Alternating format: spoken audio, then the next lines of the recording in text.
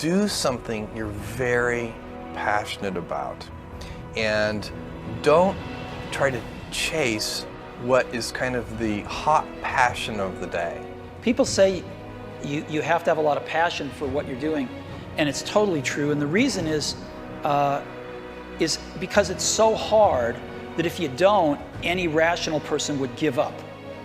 It's really hard, and you have to do it over a sustained period of time. So if you don't love it, if you're not having fun doing it, you don't really love it, you're going to give up. So just go and do it, try, learn from it.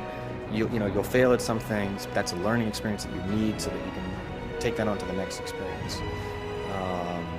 And don't let people who you may respect and who you believe know what they're talking about, don't let them tell you it can't be done. Because often they will tell you it can't be done, and it's just because they don't have the courage to try. I think people that look for great ideas to make money aren't nearly as successful as those who say, okay, what do I really love to do? What am I excited about? What do I know something about? What's kind of interesting and compelling? It's very rewarding when you work on something you think is going to make a big difference.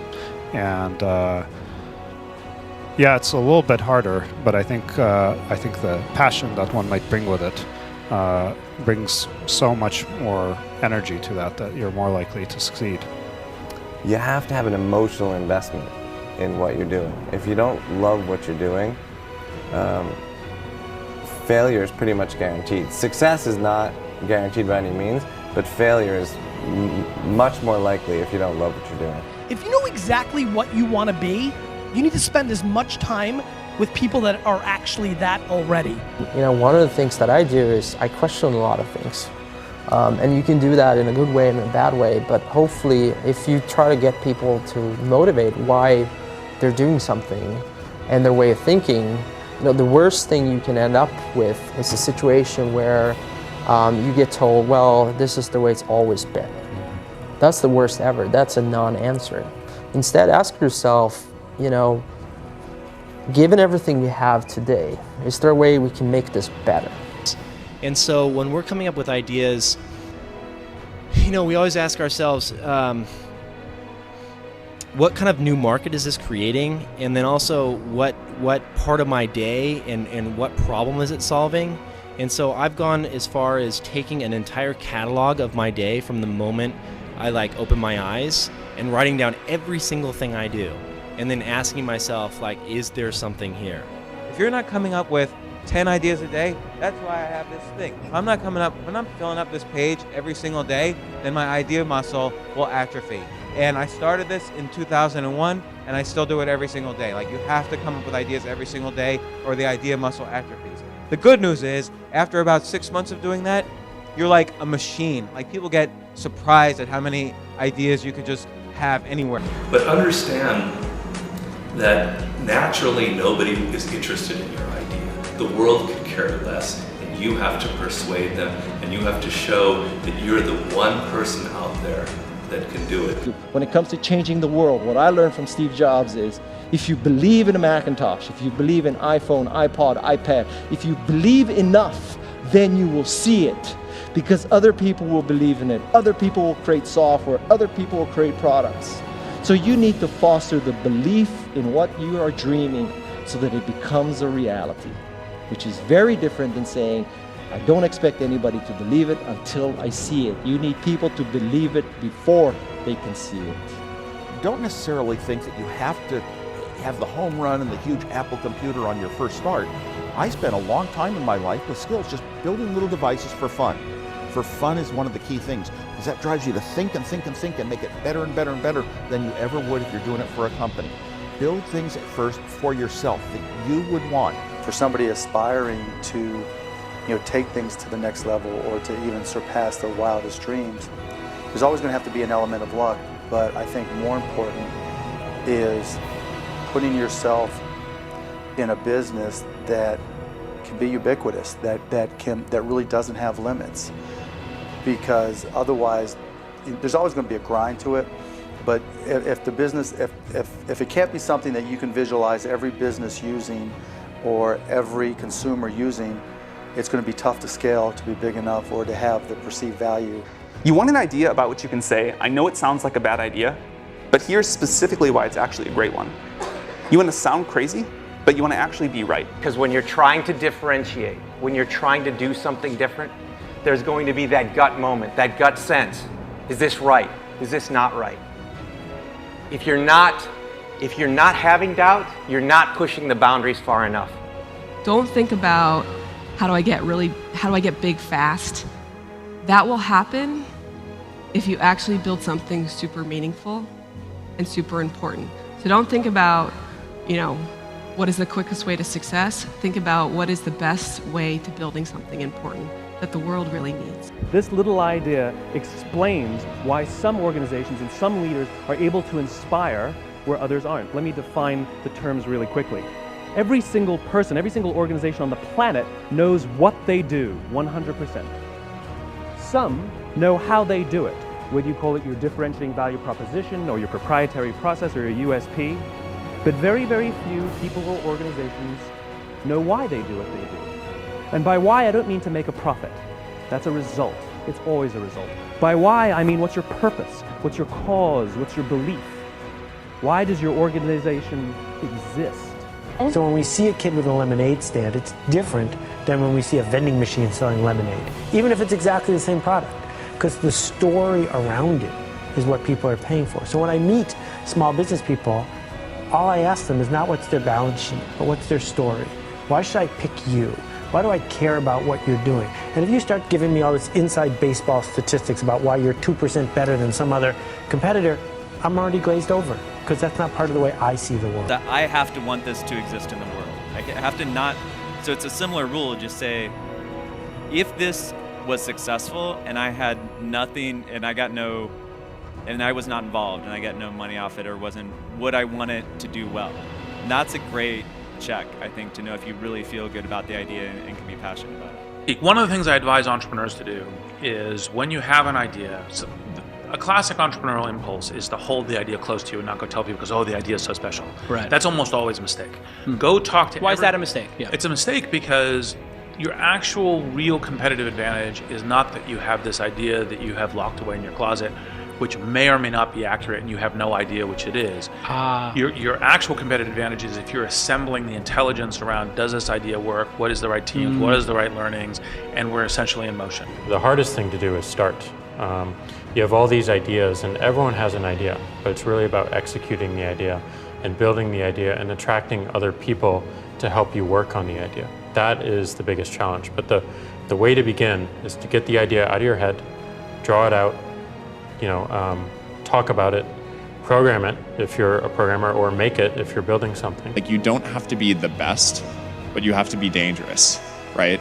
You have to learn just enough to be dangerous to build an idea, concept it, and show it to the world. And then it turns out there are lots of other people, including all 170 employees that work at Instagram, who are much better at doing all that stuff than I am. But you need to find people who can, be drawn to the idea that you build, and then they end up taking it and making it even better. One way to conceptualize what makes a good product is, good engineering is part of it, good design is part of it, but really it's, one way I think about it is maximizing the probability that someone shows up at the front door of, your store or your website or whatever it is and ends up with a solved problem.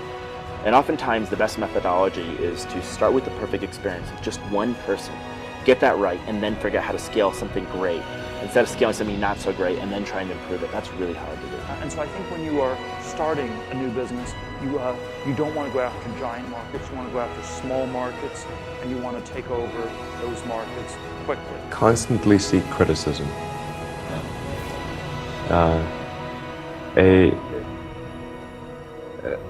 A well thought out critique of whatever you're doing is as valuable as gold.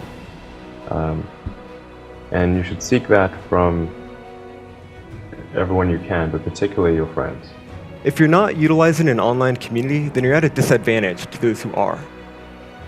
You can be asking online communities what they think about your ideas, or if they have any advice with what you're working on. Not only will you hear from people who are passionate about the subject, but you'll be hearing from people all around the world, each with their own experiences and stories that can help you. And there are a lot of people from whom we can learn a lot. And I think like, you know, the one piece of advice is like, don't underestimate anyone you come across ever. Right. Like whether they're, you know, a blue collar worker waiting for the bus, or they're, you know, helping you at they're the server or bartender at the restaurant, or they're a lower ranking employee. I mean, the smartest leaders I've ever seen have always gone around the room and asked for everybody's opinion. Most startups that fail do it ultimately because they did not make something that people wanted. They made something that, you know, that they thought people would want, but they were either in denial about it, about, you know, whether it was actually any good, or somebody else came along and made something that people wanted even more. The best piece of advice that we've figured out as we've been doing Foursquare is not to let other people distract what you're doing. There's always haters that say, your idea is stupid, this idea is never gonna work, don't even bother doing that because someone else is gonna do it before you do. And if we listen to all that feedback that we were getting, all that negative feedback, we would never have built things, we would never have prototyped things. And that's how we really got to where we are. Like, we saw things that we wanted to build, and we just went out and built them. And it turns out when you build stuff that you like to use, there's a good chance that there's thousands of other people that want to use it too. And so it's not just about doing focus groups, it's not just about, you know, double checking your vision, it really is about integrating this concept of testing our ideas rigorously throughout the product development process, throughout the marketing process, even as we scale. But what you really need to do is think about what is the smallest possible test that I can run for this idea, for this concept, for this theory. Get it out there and get customers using it. Because your customers are going to be the ones to tell you if it's really working or not. Like there's almost this expectation that you have to have in your mind this sort of, I'm going to change the world, sort of make a dent in the universe kind of ambition, right? But it's actually okay early on to just kind of solve small problems in layers until you actually get to a point where you have the capacity to do that. What this all comes down to is doing something exceptional for your users, whether it's in community, whether it's in connection, or whether it's in design. This is our big advantage as a startup, is that we can actually get away with doing this. We can make this the core part of why we're doing business. I think you should be spending your money on teaching and sharing, and so that might mean hiring a writer or two, perhaps, instead of a marketing person. You know, and start writing and start getting people to listen to what you're saying. You can't talk about yourself all the time because no one's going to come back for that. But you have to talk about things that are relevant to your industry or ideas that you have, and start to build that audience up. I do think that one thing that's important is, especially if you're a founder or a technical founder, is to realize that you can't do everything, and even if you can, you shouldn't. You should find a great partner no matter what it is that you're doing. And you should look for someone who is very high intelligence, very high energy, and very high integrity. And you need all three of those. You can't compromise on any one of them. Otherwise, you'll end up with either someone who's not smart, which does you no good, or someone who's not hardworking, which also does you no good, or the worst case is you end up with a smart, hardworking crook who ends up working against your interests.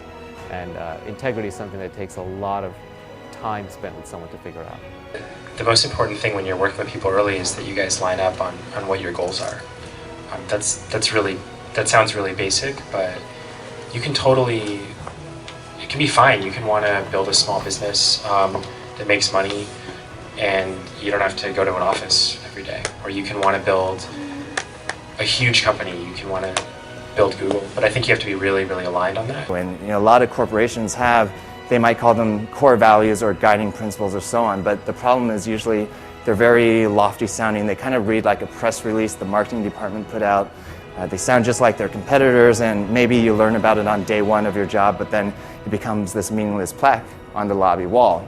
Well, we wanted to come up with committable core values, and by committable, meaning we're willing to hire or fire people based on those values, completely independent of their actual job performance. The definition of values is they're the behaviors or principles that you religiously adhere to within your company. When I say religious, I mean that no amount of data will sway you from those principles, and the degree to which that you have the courage to maintain your conviction around those ideas is the degree to which you're going to be successful over the long term. A company is simply a group of people, and as a leader of people, you have to be a great listener, you have to be a great motivator, you have to be very good at praising and looking for the best in people, People are no different from flowers. If you water flowers, they flourish. If you praise people, they flourish, and that's a critical attribute of a leader. So I kind of like half jokingly with a lot of people say that, my job is basically like to be the assistant for the rest of the company. Like my job is to make sure that like you have what you need, that it's and basically you have everything you need to kick ass. Like that's my job. If you don't have that, then let me know, because I'm not doing my job. There are a lot of things that are outside of your control. A lot of external circumstances will determine the success of your idea, whether the market timing's right for this new kind of service, or whether whether a customer, like the economy's right for your kind of service, right? Whether you meet the right people who will finance your company. Many external circumstances are like outside of your control and but will affect the outcome, and you have to be okay with that. Another quality that I think is important is kind of being flexible-minded or open-minded. I'm not saying you shouldn't have a vision for your idea or your product, but you need to be open to changes. So many things go wrong when you're starting a company, and often I think people ask, what mistakes should you avoid making? And my answer to that question is don't even bother trying to avoid mistakes, because you're going to make tons of mistakes, right? And the important thing is actually learning quickly from whatever mistakes you make and not giving up, right? And I mean, there are things every single year of Facebook's existence that could have killed us or made it so that it just seemed like moving forward and making a lot of progress just seemed intractable. But you just kind of bounce back and you learn, and nothing is impossible. You just have to kind of keep running through the walls. The two things we really zero in on people are, two things. They sound simple, they end up being very difficult. Courage and genius. Courage is the one we talk about a lot because it's the one that people can learn. Courage, which is to say not giving up in the face of adversity. Just being absolutely determined to succeed, is something that you can like force yourself to do. It can be very painful. You can force yourself to do it. The genius part is a little bit hard to force yourself to do.